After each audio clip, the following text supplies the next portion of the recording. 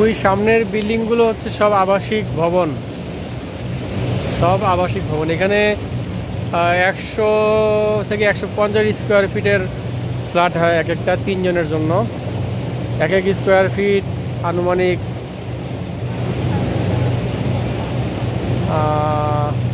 $5,000।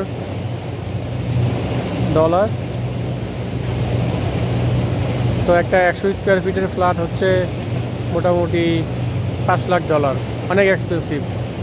এই কারণে এখানে সহজে মানুষজন বিয়ে শাদী করে না।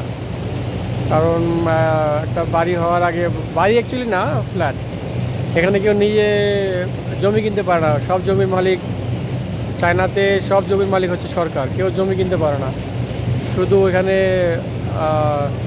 বিল্ডিং ডেভেলপ করে অ্যাপার্টমেন্ট বিক্রি করতে পারে, এবং সে শুধু অ্যাপার্টমেন্টের মালিক হতে পারে, জায়গার মালিক হয় না কখনো।